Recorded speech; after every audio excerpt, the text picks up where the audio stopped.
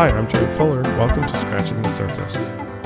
The first designers I remember loving before I went to school for design and before I even really understood what design was probably were Ray and Charles Eames. When I was in high school, just beginning to realize what this field was that I wanted to be a part of, the Eames were an inspiration as they worked across products and furniture and graphics. They made films and patterns and articulated a clear and accessible design philosophy.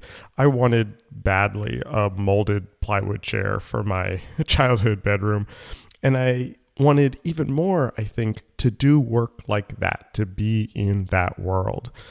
Over the last 20 years, my interests in design have shifted and my own career has shifted. The people that I look to for models have changed, but somehow the Eames have been the constant. So I was interested in a new nonprofit that launched earlier this year called the Eames Institute of Infinite Curiosity. The Eames Institute is not an archive of the Eames work or a foundation focused on preserving their legacy as much as it's an institute interested in furthering the work that Eames started, in thinking through what that work might look like today and how it might live in a world like ours. I was also interested in the Eames Institute when I saw that Sam Grawe was involved as their chief brand and marketing officer. Sam is someone whose work I followed for a long time. Before he helped launch the Eames Institute, he worked at Herman Miller, first as their editorial director and then as their global brand director. And before that, he was the editor-in-chief at Dwell magazine, where he worked for 10 years. So for this week's episode, I invited Sam on the show to talk not just about the Eames Institute, but also the evolution of his own career. I was interested in this move from journalism to in-house editorial and the collapsing boundaries between brand and journalism. We also talk about the work he's doing at the Eames Institute and how he thinks about telling that story, telling the Eames' story in a new way. We talk about the early years of Dwell and sort of publishing in the early 2000s, and there's some fun Herman Miller history in here, and we talk about how he ended up writing the book on Nike's design history. This is a fun one. A transcript for this episode, as with all our episodes, is available to our Patreon supporters. Scratching the Surface is made possible because of listeners like you who help support the show each month. Patreon supporters can get bonus interviews, an exclusive monthly newsletter, and all sorts of other additional content each month. Students can support the show for $3 a month, and we offer additional tiers at $5 and $10 a month for added benefits like getting episodes early and things like that. You can head over to patreon.com/surfacepodcast to sign up and get immediate access to all of those archives. That's patreon.com/surfacepodcast. Thank you for listening, and here is my conversation with Sam Grawe.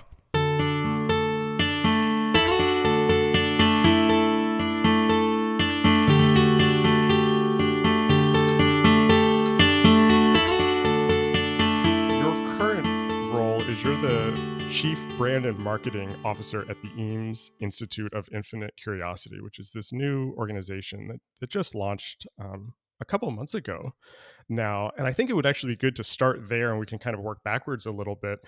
So can you, just to kind of frame this, what is the Eames Institute of Infinite Curiosity? Sure, that is a great question. We are a new nonprofit 501c3 public charity, and we are dedicated to kind of sharing the philosophy, the lessons, and sort of the way that Ray and Charles Eames approached problem solving and approached design, and the way that they looked at the world, and sort of thinking about how that is still incredibly relevant today, and how we can use that as a lens sort of for looking into our own world and inspiring others um, to solve problems in their own way, in their own world, with some of that same enthusiasm and optimism and spirit that Ray and Charles brought to it. So I have a question about that, but I'm going to ask you another very basic question first to frame this. So in your role as Chief Brand and Marketing Officer, what are you doing? How are you kind of thinking about that from a branding and marketing perspective? Sure. It's a little, I mean, it's funny because it's Chief Brand and Marketing Officer, and then my department is called like Communications and Creative. And so, like, it's a little all over the map. But and I'm by no means a traditional marketer, although my roles at Herman Miller and here have fallen into that Right. kind of bucket. I think of myself more as sort of a storyteller based Right. on my past experience in editorial. But we're basic. I think of it as kind of like everything that comes out into the world goes through sort of the filter and lens of my team and department. And Mm. so like we're really responsible for bringing the institute to life for people. And because we launched largely virtually, that has been mostly through our website and through social media. We've done a pop-up with Herman Miller in New York last spring, and Mm. are have a lot of like much cooler and more interesting and more tangible things on the horizon. But we sort of have launched after many years of being of operating sort of in secrecy. It was important just to get going Right. in a Right. way and like put a first kind of like volley out there. So that's what where the sort of stage we're at right now. It's like that out, everything that people can see, feel, and touch is kind of what we're doing. I mean, what's interesting to me about it, and why I kind of asked you kind of how you describe the institute and then how you think about your role, is because there's, and correct me if any of this is incorrect, there's already an Eames Foundation. They manage the case study house, they sort of manage the archives and the the legacy. And it seems like you're doing some of that, but this is also a new thing. This is looking forward. This is looking today.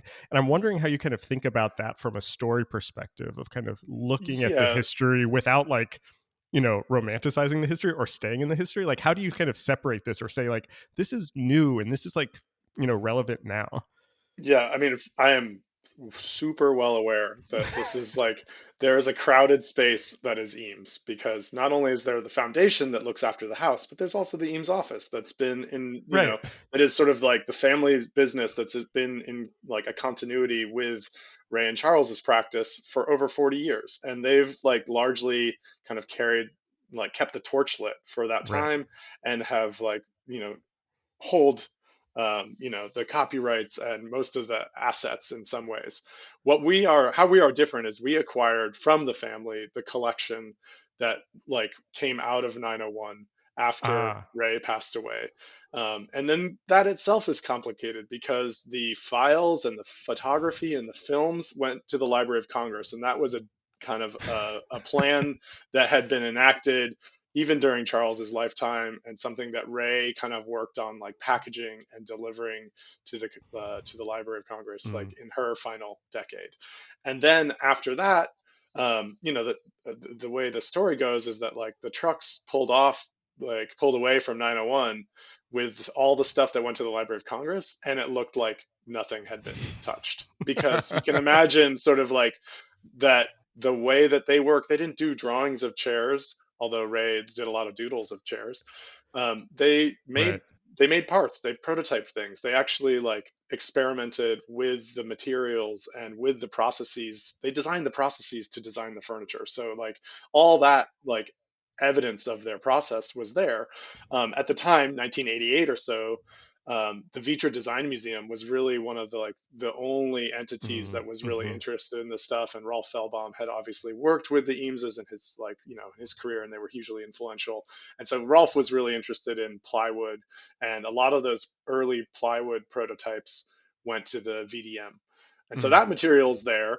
At the same time, like the conference room like was wrapped up and went to the SF MoMA, and the lobby of 901 was wrapped up and went to LACMA. And Okay. so you have this like, and then the Henry Ford acquired Mathematica from the Oh, family a few right. years Right. back and did an Yeah. amazing restoration, and has acquired other things over the years. And so like there's this whole and there's parts of the history at Cranbrook. There's Right. obviously a ton of the history at the Herman Miller archive. Like it's all over the place. But like we have this unique piece that's this collection that came out of 901, that is like all the drawers from the graphics room and all these, Mm. all this sort of, I hate to say it, but it's like bits and bobs. And some of them are really amazing treasures in the bits and bobs, like the original plywood elephant, or parts of airplanes made out of plywood that, were experiments, they were tests, right? And like all this kind of stuff. So it is an amazing collection, and it's very unique because we call it it's also like a working collection. So where there are things that are torn or there's tape on things, that's like what they were looking at as the problem Right. solving. Right. Lucia, so this material went to Lucia Eames, Charles's only daughter, and she eventually had built this sort of ranch and house and work barn where she built these large scale sculptures or as her art practice, and had this sort of archival material. And she lived there with her daughter Lisa, who's on our team. And Right. Lisa was sort of like the family archivist. And all this material was with the family for years. It traveled in the VDM Library of Congress show in the early 2000s, and then again with the Barbican show that was organized a few Right. years ago. Right. So, Right. so pieces and parts of it had been seen, and like over the years, people from Herman Miller and especially like the local San Francisco sales teams like knew Lucia was here and knew this stuff existed, but it was always kind of just like by word of mouth. And Mm, now like we are the stewards of Lucia's ranch as well as this collection. And I but see. yet, it is a very like crowded space. And I think like the way I think about it, that's different. And again, it's taken us like what, 10 minutes to sort of wade through all of this. But like, whereas the foundation and the office are really about Ray and Charles, and to an extent we are as well, I want it to be more about someone like you or, Right. whoever interacts with it. Right. And it's kind of like, it's more about what you take away from it and how it inspires you and the experience of it that we can kind of create for you than it should be about sort of fetishizing the past or of like romanticizing the past. And I think that's what we're trying to, I mean, essentially, like we're prototyping that, and we're learning as we go, and we're trying to figure out like what works to do that. Like, how can we inspire people? How can we, use this historical collection to look forward instead of look backward? Well, I mean, here's the question, I guess. Then it's like, how do you do that? And I mean, thinking about it even as a brand and kind of talking about this crowded space, it's so. I mean, the Eameses are so canonical. There's you know, they're icons. They have these known forms and shapes and colors. How do you? And even like the way they talk and all of this stuff. It's just it's in the air. And how do you tell this story without emulating them, mimicking them, without it Mm, just being nostalgia for them, but to say this is something new. There is more work to do with these things. You know what I mean? Like, how do you kind of find that balance between honor, emulation, mimicking with this is also something different.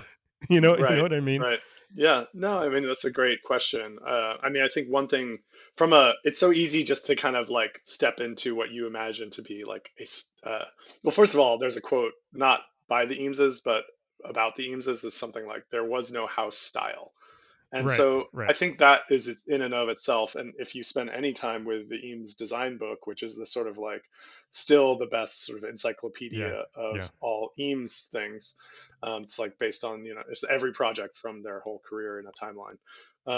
That there isn't just one thing. They were so omnivorous and so multifaceted that, as soon as you think it's one thing, it's actually about 700 more. Right. So there is that at least to say like there, and as soon as you get into a thing of like they have this, or it's like it's all about a stenciled font, or it's all Right, about bright, right, right, these right. sort of like circus Well, bright colors, or it's mid-century. It's not. It's kind of like it was the appropriate solution for the problem they were trying to solve. And I think you have to like, it's more about a process that gets you to the right yeah, yeah, solution than yeah. it is about kind of like anything referential. And I think where the things like start to fall down is when they're just surface and referential, where it's like a pattern treatment or a color style Right. or something, versus it being like, well, let's get into this thing deeply and try to understand what it is we're trying to do, and then like carry that out in a way that we think is the most successful way to do it. I, Um, I, uh, I but think, I mean, I guess that's like, sorry to cut you off there for a second, no, but that's kind of like what I was like trying to get at is like, so I see so many historical projects, whether those are monographs or, exhibitions or things that are talking about something. I think like the Bauhaus is a great example of this, where it just like it becomes frozen in time and reduced to something so it can then be like translated across these different things. And so like the Bauhaus, for example, is like square, circle, triangle. It's these three primary colors, but it's actually like much more complex than that. And the same thing at times can happen to the Eames. And I guess that's like my question is like, Completely. how do you not default to that? Because it's such a challenge to kind of maintain that complexity. And so I guess it's the process that you're talking about, kind of thinking more about kind of ways of thinking and ways of working. But Yeah. how are you kind of thinking about that? Yeah, I mean, I think that it's such a high bar too, Yeah. right? Yeah. Um, I mean, I don't know that there's any one way. I would just say that like my experience also with Herman Miller was to have this like amazing legacy brand, and yet, Herman Miller of Right. the era that I worked in it was very different. It's easy to, like Right. just Right. admire and fall in love with the mid-century Herman Miller. It was amazing, right? Like that stuff is still so inspiring and in many ways unsurpassed. And like how incredible that a company still makes a product that was designed in 1946, right? Right. Like Right. there's very few companies that do that actually. And so, but at the same time, it's like our job or my job there as like leading brand was like to kind of extract the DNA from that and then express it in a way that felt relevant to today. And I don't know that there's any secret formula for that. You just try. Right. And you can kind of try to like look at what the essence of these things are and of like something of what the approach might have been, but the solution is going to just be different because today is different. And I think that's where it's Right. like I think the Eameses would be horrified if we were just like copying the Right. mid-century. Although I love the sort of weird side of them that's like into Victoriana Yeah. stuff, like music boxes and kitsch wallpaper, and Right. like the Griffith Park Railroad is like a Victorian railway station in miniature. It's amazing. But and so they were kind of doing, they were kind of like postmodern before postmodern.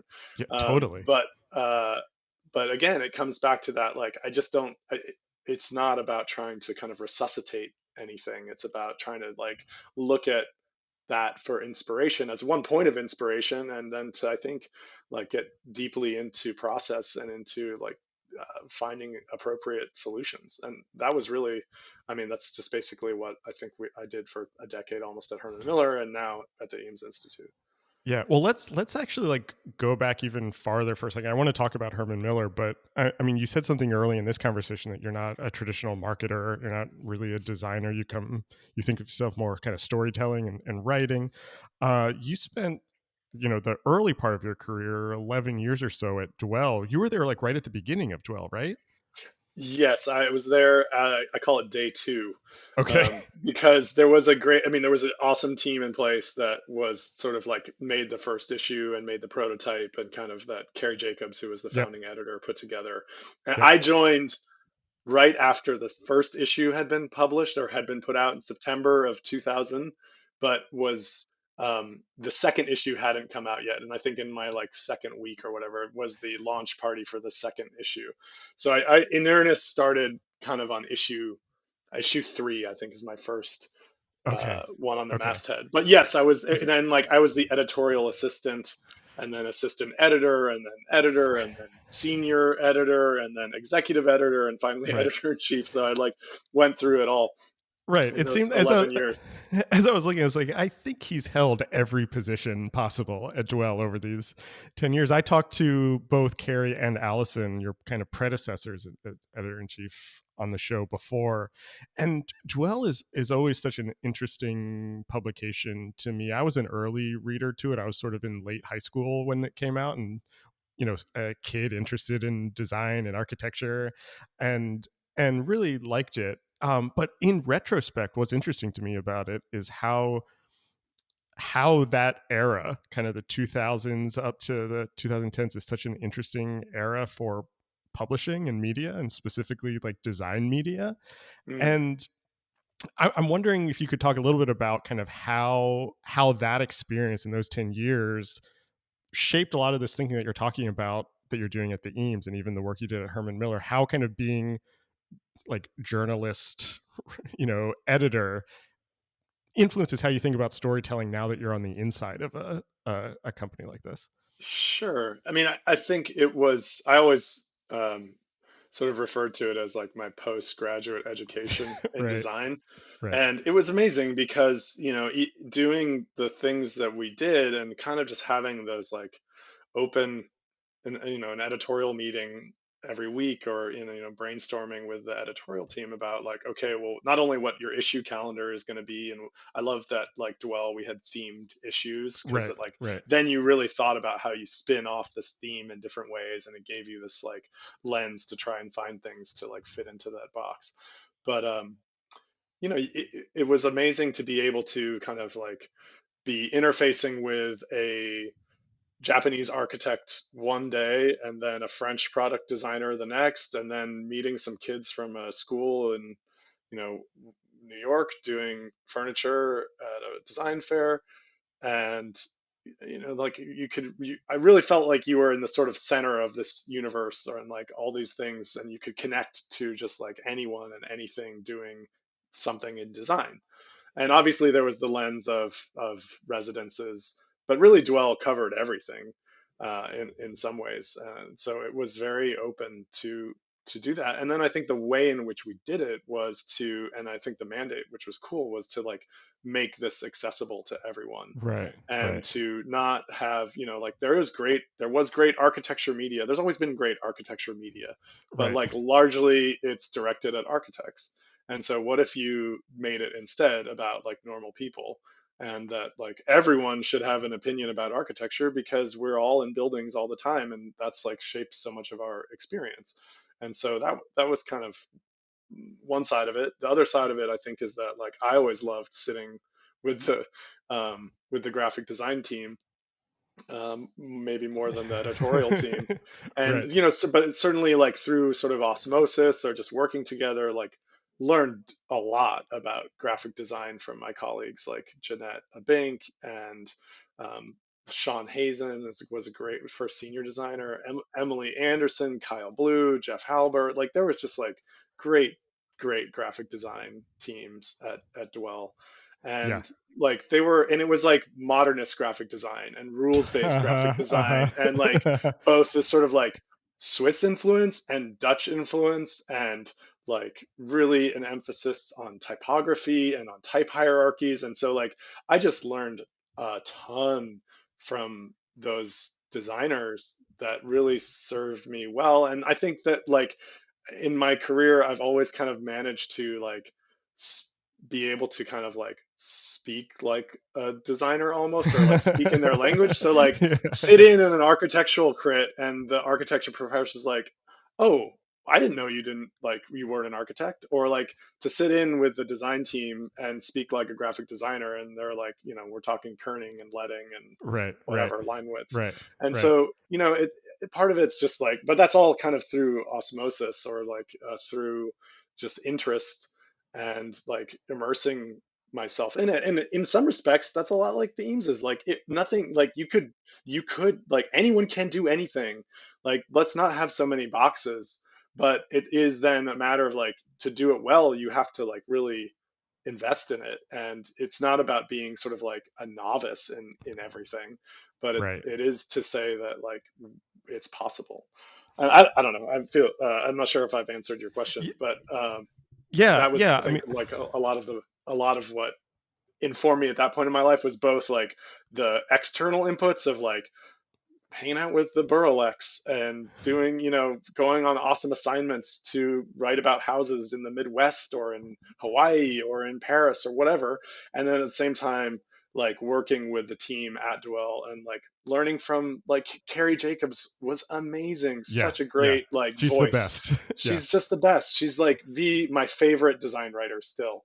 Yeah. And like, and Allison had, this great interest in prefab, and like really just Mm-hmm. like I think was able to kind of like um, expand Dwell and like really grow it in an amazing way. And also it was just like the whole team, the editorial team, Andrew Wagner, Virginia Gardner, like they were amazing people. Like it was like one of Yeah. those situations where like it was just the right stew of the right people, and it made this really unique, cool thing. And there's times in my career where you have this like just awesome mix of people, and you really feel like you're kind of like moving the needle. Yeah. Um, Yeah. But that was the case definitely with the early days of Dwell. And then, I think we kept the torch lit pretty well for a while. I mean, I love that you brought up the graphic designers because I think, as somebody who wanted to be a graphic designer and was studying graphic design in those early Dwell years, half of the reason I got that magazine was because I just loved the design of it. When did you end up becoming editor in chief? I think it was like 2006. It might have been 2000, somewhere in the, yeah, 2006, I think. And so you know in that sort of like mid to late 2000s, this is the era of blogs, sort of online publications. There's this question of like what is the future of print. I'm curious kind of what you were thinking about as you sort of rose to the top of the masthead. What were you thinking it meant to be a magazine in 2006? What sort of ideas were you thinking about, or what was kind of on your mind about just the state of publishing and like what it meant to be a design magazine then? Great question. I mean, I think it was already interesting in 2000, Right, right, especially in San Francisco, because that was like we kind of right, launched right before the first dot com crash. right, And so like it was this and I that like everywhere in San Francisco for those years. And then right. here was this like print magazine launching, which already felt a little bit different. And so we always already had this kind of like we're we're being iconic, we're being like going against the grain of like where the world is headed, and yet then like the internet and hadn't really even grown into its Yeah, grown yeah. into itself yet at that point. And Dwell's first website was very cute and like so hyper kind of designed, and I probably was in Flash or something. But like I I love think it. about the fact that when I went on assignments, like my colleague Virginia and I did this amazing 2,600-mile road trip in the Midwest. I don't think either of us had cell phones back then, and we certainly I don't think we had laptops either. So it was just like we weren't out there blogging, we were out there like absorbing what we were supposed to be absorbing and taking notes, and then I came back and wrote this sort of dispatch. But like so I in a way I feel like I'm at this age where like I didn't really grow up with a computer until high school or so, and so I sort of straddle this like Mm-hmm. computer world that we live in now, but like feel a lot of affinity for the pre-computer world. um, and yeah, I feel fortunate in that actually, especially as I see my sons. But Yeah. but that was also the case with Dwell at any rate. And like we were, I think Dwell like sort of weathered the .com crashes, and it kept growing. Circulation was growing, was pretty healthy, getting a lot of advertising. And then like we the digital side kind of just like grew into its own thing Mm. over the course of my decade there. And it was always like a bit uncomfortable, or like felt like I don't know, I probably um, didn't I, to be honest, like didn't think about it that much. Just kind of Okay. like just tried to like ride it out. And like I think we were like very focused on print and making an Right. awesome magazine and keeping that successful. And at least at that point, that was like the bulk of the revenue generation. So it was really, it was always kind of more about that for me. And I think Yeah. subsequent to my departure became much more about digital, and digital in like in essence became like the leg it needed to Hmm. stand on versus like the sort of like Right. nice to have instead, not need to have. Um, Right. Right. but the thing that was surprising too was that like the the crash of like sort of 2008 or so, when was that, Yeah. Yeah. the like Yeah. housing crash, like Hmm. Dwell really got hit then in a way where it was like it Oh, wasn't, right. like you wouldn't think that like it was affecting like the kinds of houses that are in Dwell, but like less people buying houses, less people like getting that inspiration. That's That interesting. was Yeah. like that was maybe a more significant event than any sort of digital disruption Yeah. in some ways. But we made it through that. Well, let me ask you this, because this was going to be my next question, and that actually sets it up nicely. Is maybe aside from kind of the digital or even kind of cultural, kind of socioeconomic side, how did you kind of think about uh, like what it meant to cover design in that era? And you mentioned, Allison had this interest in prefab. Did you have sort of interests or things that you wanted to kind of bring to the fore, or did the financial crash, the housing market, like did that change kind of how you thought about what it meant to cover these things? Like from a content side, how did that kind of change over your time?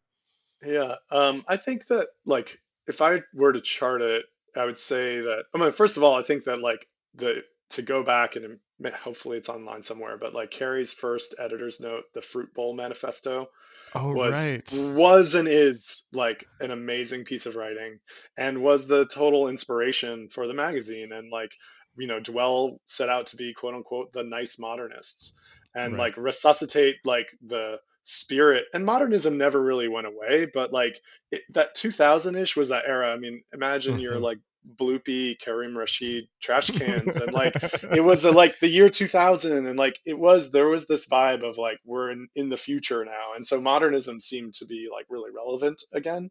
Right. um, but of course it kind of had a different place, and I think like for me it was um, again like sort of I didn't know a lot beyond my sort of like architectural history or 20th century architectural history class from college about like design. And so there was like, I think I learned a lot in that time about like the original modernists, and then kind Hmm. of like was always like, was also less like the world of Pinterest where like every picture of everything was online. So, I was like collecting old magazines and finding old Right. books and like discovering cool stuff.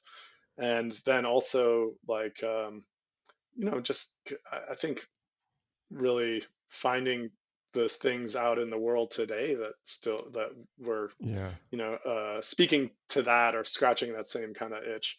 And I would say that like if Carrie had this thing that was more like a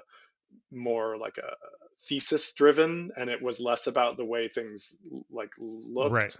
Right. Allison then brought more of maybe like an interest in like in housing and in more like Hmm. Hmm. and in and certainly in prefab and in like delivering on that vision maybe, and like making it accessible to people. And then I mean, I'm not like cheapening myself, but I think I had like a lot of like aesthetic interest Oh, in it. interesting. Yeah. And like I think that like I certainly was up for the a good story. But I think I brought like I mean, I don't know, I feel like maybe I had a very like maybe a more ruthless like aesthetic or ruthless eye of like, oh, that feels right and like elevated, than just Huh. kind of being more like the and certainly like we had scrappy projects all the time too, and I love that. But maybe that's what I sort of the way I Yeah. saw things. So you left in 2011 and you joined Herman Miller first as editorial director and then global brand director. Something like that, yeah. Um, Tell me about that move from going from being like sort of journalists kind of outside reporting on these things to going in house. What was that? What Yeah. was that shift like? Yeah, I mean, that's a great question. And it's definitely like what was on my mind. It was like, or even when I was interviewing at Herman Miller, it was kind of like, this is the same parade, but now I'm on the other side of the Right. street, or like now Right. I'm in the parade. Uh, um, and it was interesting because I did feel like at first, like, oh man, is this going to be really limiting? Like, I'm only going to Yeah. have like Yeah. Herman Miller stuff to talk about. But then, and I honestly too, like, shame on me, but I knew nothing about contract furniture. Like I was into Herman Miller because like I'm like George Nelson is the coolest guy ever, Oh yeah. and like Hero. and I Hero of love mine. Alexander Girard and I love the Eameses, and I'm like, the rest of it Yeah. I don't know what's up with this stuff. It's so beige. Yeah. But I learned, but immediately kind of learned that like I started working on this project that was at the time called Network Place and turned into what was then called Living Office, and Oh, like right. that like once you like I was like once you open up to the world of work, like that opens the door to everyone. Like we could be talking to a neuroscience or an architect or a workplace strategist and researcher, or it kind of like Hmm. reopened the door to a lot of things. And I realized that like we can in fact like talk about anything. And then Herman Miller was going through this amazing kind of period of transformation where they were trying to expand to go from like a being a B2B kind of company to a B2B plus C company. And Right. so then that Right. opened up home, and like, that then opens the floodgate to like all the dwell kind of stuff. And uh and then at the same time, I would just say that like it was incredibly liberating, not and it was almost like less commercial working inside a giant company than it was working for Dwell, like where Hmm. we had to like serve a lot of masters in advertising, and a lot of like, you're Right. always like trying to go for that next big buy and big campaign. And you're also like trying to, you got to listen to newsstand consultants that like are, neener in Right. your covers and your cover lines. And we got to sell this many on the newsstand. So like, then with Herman Miller, you're like, I can put a blob on the cover of this thing and no one cares, right? Like, Right. and don't have to have some like cheesy headline. So, I think it was, not that our headlines were ever cheesy, but like it was, you kind of like had a lot more freedom within the constraints, if that makes sense. Right. Yeah. And then I'd say also that Herman Miller was, like they had always had editorial people. I had this, I would call my mentor, Clark Malcolm, who had written sort of like all the amazing annual reports and sort of worked with Max Dupree on his books in the 80s. And Hmm. Clark was like this sort of like philosopher and soul of Miller.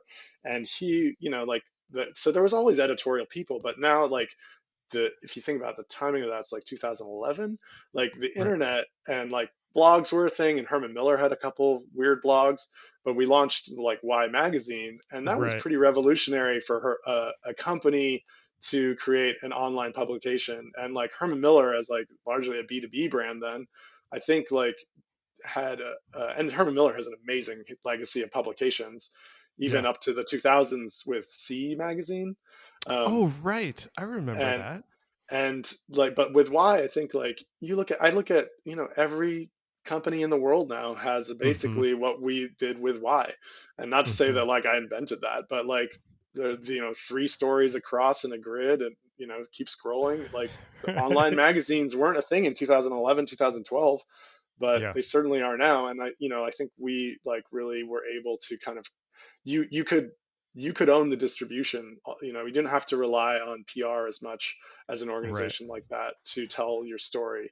Now you could put it out there, and with social media you could like get people to know about it. And like my idea of success with what we did with why was like when I would Google search by image, and if those images popped up Oh, more yeah. on like other people's sites than on Herman Miller's sites, that was a win. Because like essentially like we were being funded by Aeron chairs, and Right. not like, and this was like brand marketing. This was the soft sell. This was getting people to love Herman Miller, and then also like insight marketing. And it was like, I think people don't even know like how complex of a company Herman Miller is, and it's only become more complex with Yeah. mergers and acquisitions Yeah. and all the rest of it. But from covering the workplace and healthcare and home and institutions and education, and then it's just like, um, sort of, but as brand marketing was like kind of trying to rise above all of that and like give some shape to like what Herman Miller means and what Herman Miller is about, which can get lost in like all those specific areas of execution where when like all those different marketing teams with very different kinds of mandates and goals, right? I mean, this is going to get to a question, but this is going to be a little bit kind of a long, winding response to everything you just said, because you're talking about all the things I'm kind of interested in also. And I think an interest that it seems like we share is an interest in sort of institutional histories. You did a book, you kind of co-edited a book on Herman Miller, and then you also recently did one on Nike. And so I've spent a lot of time reading about like the history and complexity of Herman Miller, and so you're very much speaking my language. Um, but as I was thinking about you and this conversation and what I wanted to talk to you about, and I was spending a lot of time with this Nike book, and at kind of face value, this seemed like an outlier in your career. I was trying to figure out kind of how this fit into everything else that you were doing. And in a weird way, the Nike book sort of unlocked your whole career for me, which is that this intersection of brand and editorial is just completely fallen away. It's all storytelling now, and that's sort of like what you were just talking about, thinking about with Herman Miller, is that this was about getting people to love Herman Miller, but you were doing it through storytelling and sort of editorial and publishing, and that's what Nike does, and that's what you're doing at the Eames in many ways also. And you have the Kazam magazine on the Eames site, which we didn't talk about, but I'm wondering if you could sort of just extrapolate on that a little bit more about this sort of idea of like editorial and storytelling as it relates to brand. How are those different? How are those the same? How do you kind of think about all of them now that you have spent like the last half of your career on the brand side, but you're still kind Mm-hmm. of doing what you were doing at Dwell in many ways? Sure. Yeah, no, exactly. I mean, I think that like the Nike thing is a little bit of an outlier, but it came through my great friend Amelia Tirani, who is the design editor at Phaidon. And uh so even like in the Herman Miller book, we worked on that for like 5 years. yeah. That was a job, like a full-time job on top of a job. And then like, and she had kicked off this project with Nike in that period. So, and then I came on sort of like in the last year and a half or 2 years of that Mm. as the writer. And the other like input there was like for Nike, they wanted, like they hadn't thought of themselves as a design driven company. But here they Right. have a CEO who used to be a designer. And Right. like who else? There's like very few companies of that size that um, have Right. that kind of like design. And but like yet design at Nike is kind of a different thing than design at Herman Miller or design elsewhere.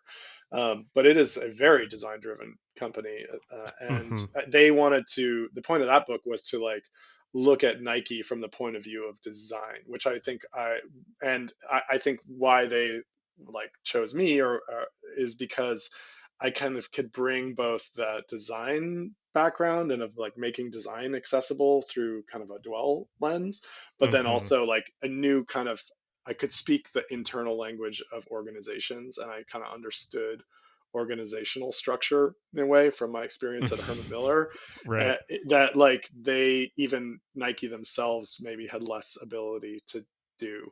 So that was kind of that. But I do, get back to your question, I think it is that like everything is brand now and everything is storytelling now, and like there's so much out there, but also there's so much that like there's a lot of room for people want Right. to know more about these things.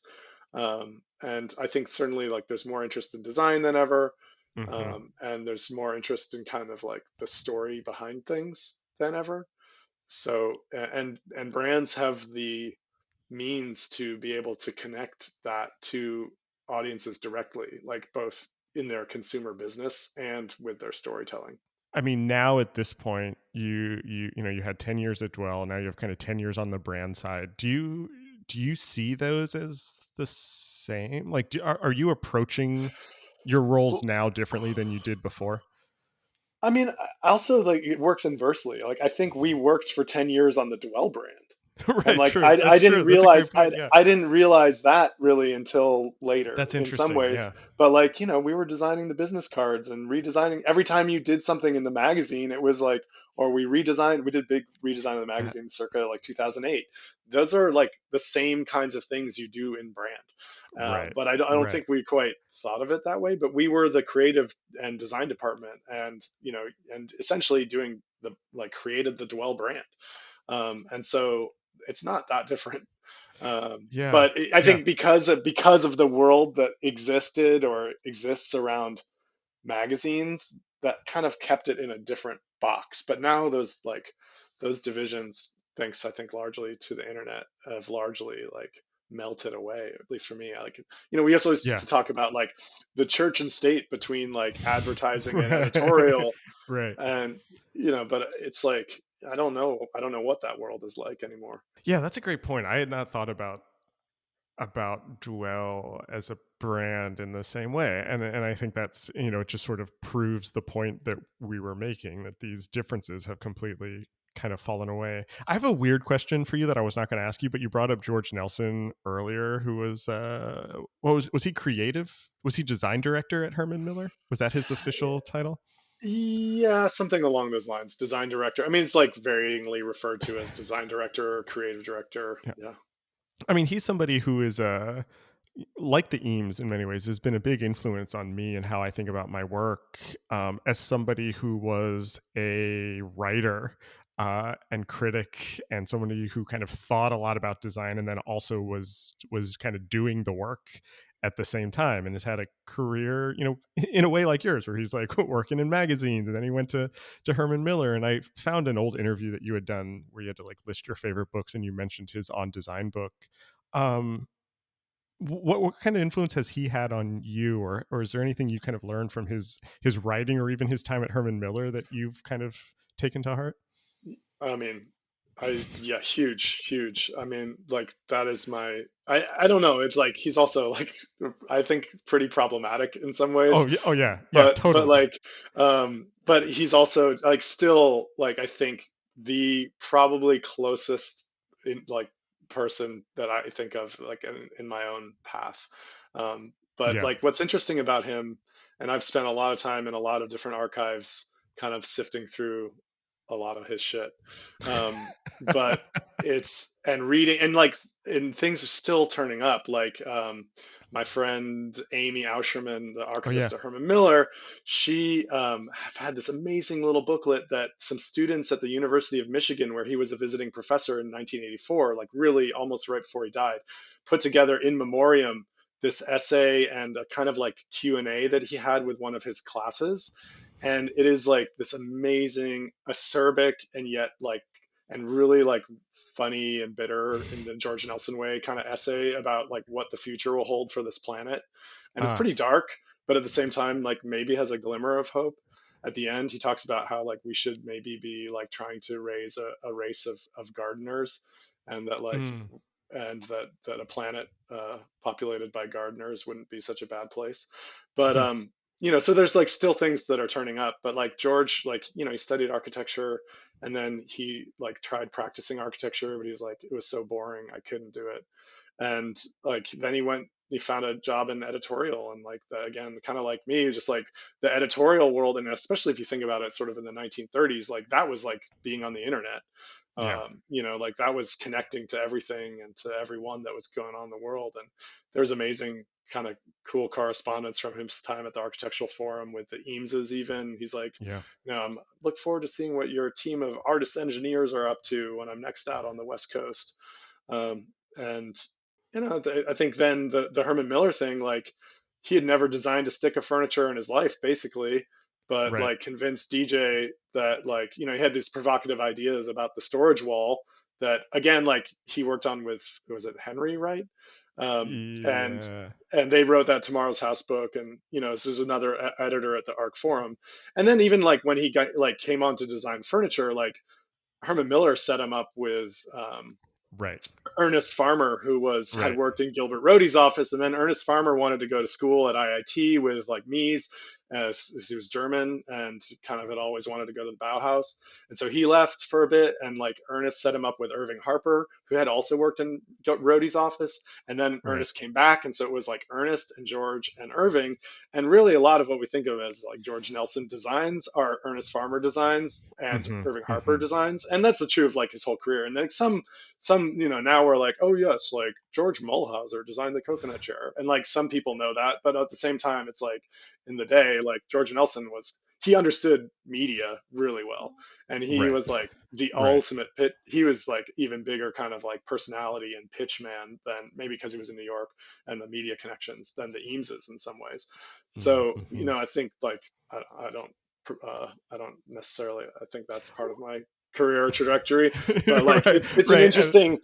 And interesting side of it to like look at it when you know that stuff, to look at his whole career through that lens, and like through the yeah. lens of media and editing more so than design, because I don't think he was more of like a napkin sketch designer. Right. Although he could Right. certainly, like he could draft and draw, he just didn't.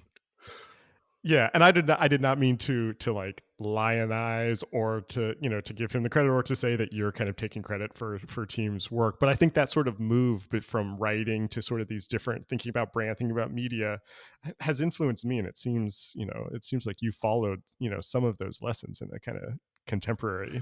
is certainly like a huge, nicer way.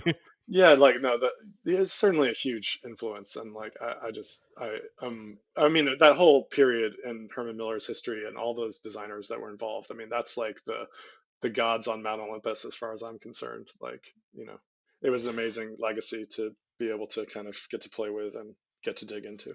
What's next for you? Like, you're doing this work at the Eames. Are there things that you're kind of wanting to do there that you haven't been able to do before? Are there topics that you're interested in, or kind of where's your head right now? What are the things that are exciting you?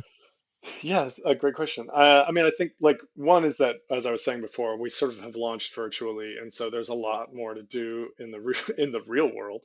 And I'm still like, I joke that I'm a print dinosaur, and so but I like the real thing. And right now, we're doing a lot of things to kind of like tee up a future in which people can actually interact with us as an organization. And Mm, so like, but whether it's physical spaces or it's more like tangible things. And so that's like, um, there's certainly like a lot of next steps there. And I think bringing this whole project to life for people in a way that we haven't really been able to do yet is the next. But for instance, we acquired William Stout Architectural Books in San oh wow, Francisco, wow. and so we have like, we're kind of like, it's our first merger and acquisition. But like, Congratulations. yeah, no, we're, but Bill was retiring, and that place could either go away or it could continue. And we thought it was really worth supporting and Oh, that's continuing. amazing. So there's a whole new exercise of like figuring out kind of like what the Bill Stout brand is without Bill Stout, and like what the world needs in an architectural and design bookstore, Yeah. and like bringing that to life. Um, and so that's something that's going to be fun to think about. But I don't know, I don't know what the future holds. There's just like, there's so much more to do with the Eames Institute. Yeah. Right now, we're working on a new space for our organization that is a combination of warehouse and office. And so I've Mm, been pretty enmeshed in that. And that's like one more kind of step along the way. And but it's like it's a very, it's a sort of funny, like a nonprofit startup in a lot of ways, where like we're figuring out as we go, yeah. and our model is changing as we go, but there's certainly like no shortage of like good stuff to keep us busy. My last question is the question I used to end all of these. I'm curious what you're reading right now. Oh my gosh, I have not read a book in forever. I am reading, but I my father gave me the Kim Stanley Robinson book, The Ministry for the Oh Future, yeah, yeah, yeah, yeah. and it's I'm almost done with it. It's very, I recommend it to us all. I'm like, It's, why aren't we doing this now? yeah, it's an intense It's book. it is very intense, but it also has like some glimmer of hope. But Yeah. yes, I'm reading that, and I also just to go back to George Nelson, I just got the catalog for this exhibit that was like the reopening of the Cooper Hewitt Museum in 1976 that the Nelson office designed, called Man Oh, interesting. Transforms. It's like Hans Holbein designed the exhibit, but Oh wow. it's got all these great contributors, and the Nelson office designed it. But it's got like, yeah, that's, so I've been dipping in and out of that as well. Oh, that's a good one. I'm kind of jealous of that one, actually. Um, Sam, this was great. So thanks so much for doing this. Thanks for being on the podcast. Well, it's been my pleasure. I feel like we just scratched the surface. This episode was recorded on October 21st, 2022. Our theme music is by Andy Borgasani. We're on Twitter and Instagram at Surface Podcast. You can support the show on Patreon and find previous episodes wherever you get your podcasts and at scratchingthesurface.fm. Thanks for listening.